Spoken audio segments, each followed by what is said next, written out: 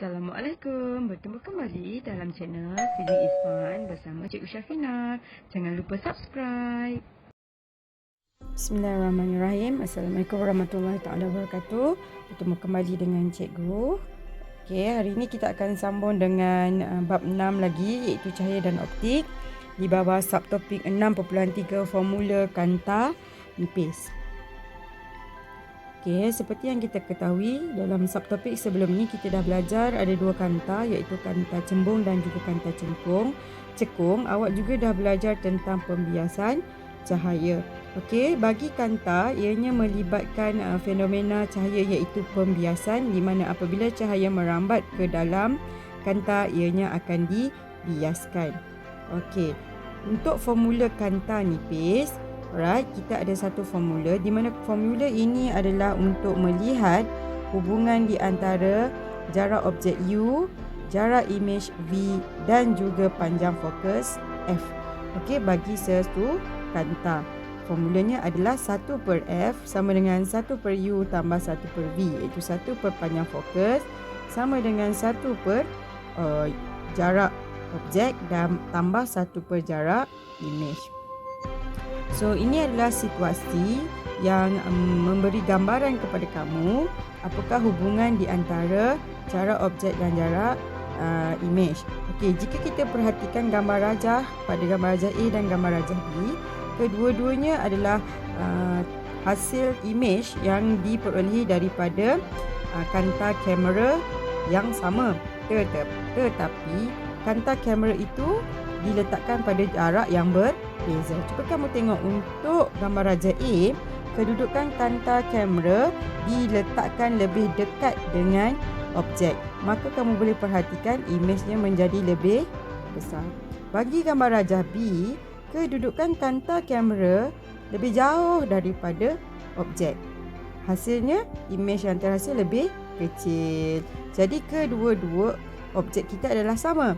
Tetapi dari segi saiz imej dia berbeza disebabkan oleh kedudukan kanta kamera. Jadi daripada sini kamu sepatutnya boleh membuat hubungan jarak objek akan menghasilkan saiz imej ataupun jarak imej yang berbeza. Okey, daripada foto ini kita dapat perhatikan pada kamera untuk jarak objek yang berbeza dari kanta kamera yang sama akan mempunyai saiz imej yang berbeza.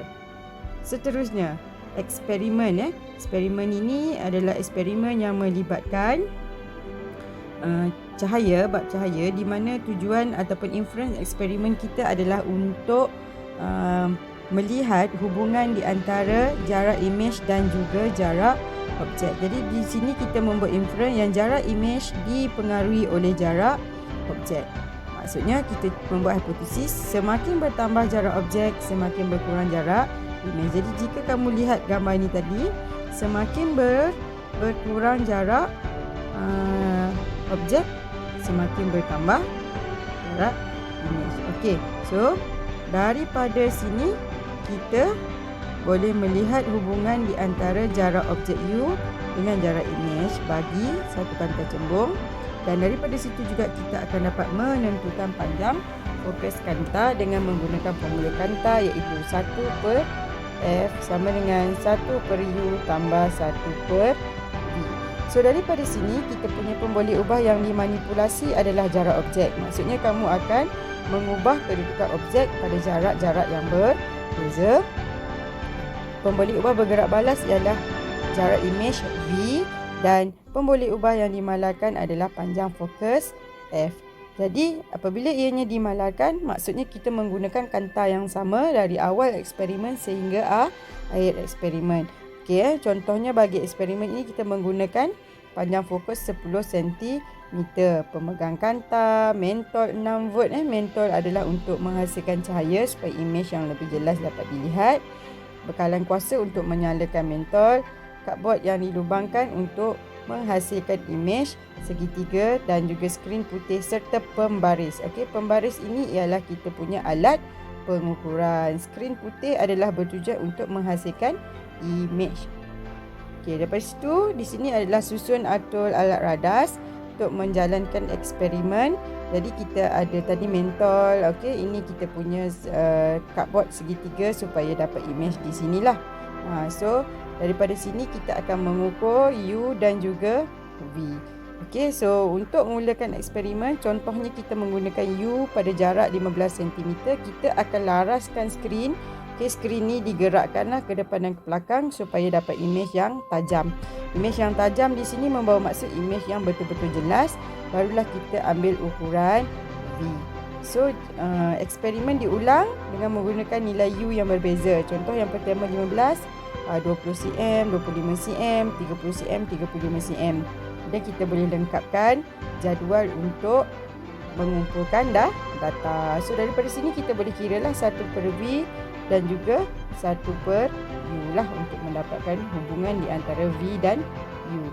So yang seterusnya kita akan menyelesaikan masalah yang melibatkan formula kanta nipis.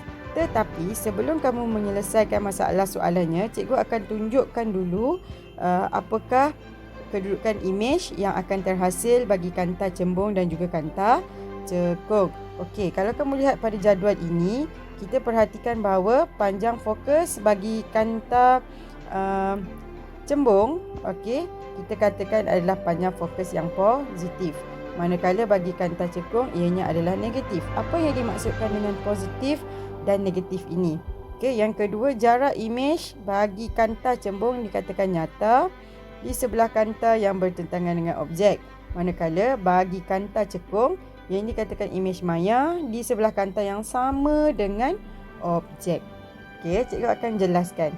First kali kita tahu kanta ini adalah melibatkan pembiasan. Jika kita melibatkan pembiasan seperti yang kita tahu, bila kita ada sekeping kanta nipis kanta cembung, okey, cahaya akan merambat melepasi kanta. Jadi itu dikatakan terbias. Alright. Okey, ini adalah titik fokus F. Kita dah belajar dalam subtopik sebelum ni kamu melukis. So bila kamu ada satu objek, so ini adalah kita punya objek. Dan ini adalah titik fokus bagi kanta cembung. Apabila kita melukis, cahaya akan merambat selari dengan paksi utama kemudian ditumpukan ke titik fokus. Betul? So bila dia tumpukan titik fokus, cahaya yang kedua juga kamu dah pelajari, kita akan melalui pusat optik. So terdapat persilangan di sini. Persilangan di sini menghasilkan image. Image ini adalah image yang nyata. Kenapa kita panggil dia image yang nyata? Sebab inilah di sebelah kanta bertentangan dengan objek. Jika image itu terhasil di sebelah kanta yang bertentangan dengan objek, ianya dikatakannya nyata. Jika dia terhasil sama kedudukan di sebelah objek, ianya dikatakan maya. Lagi satu, image yang nyata ini membawa maksud image yang boleh terbentuk di atas skrin. Okey, terbentuk di atas skrin. Alright. Yang seterusnya, untuk kanta cekung, ianya dikatakan sebagai kanta negatif, kata pencapah yang negatif. Kerana apa? Kerana, okey, contoh juga jika kita mempunyai objek di sini. Okey, ini adalah titik fokus kita.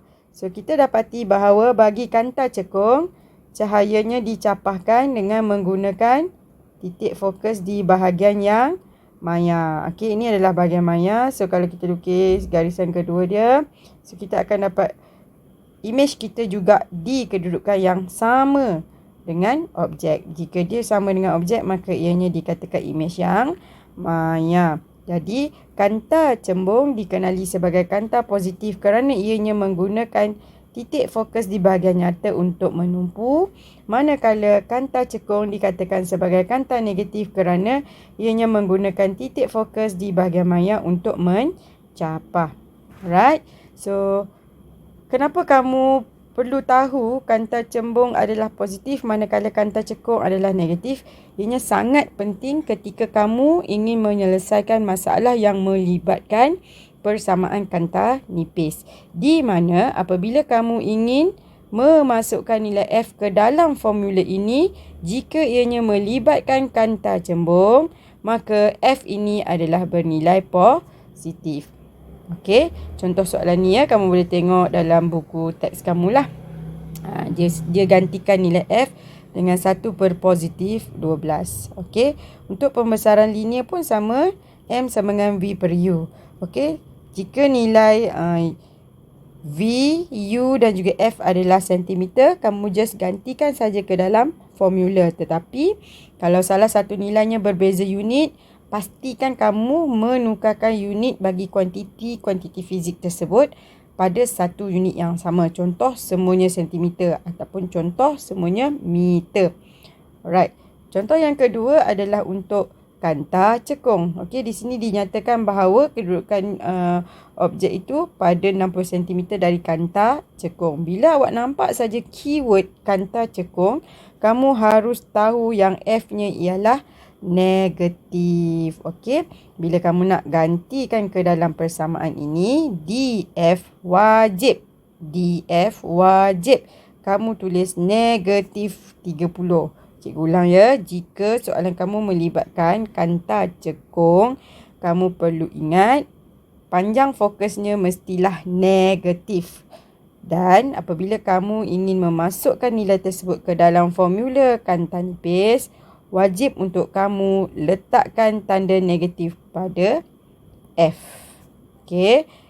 Ini adalah tips dia ya. Make sure kamu letak tanda negatif. Jika tidak, ia akan menjadi satu kesilapan.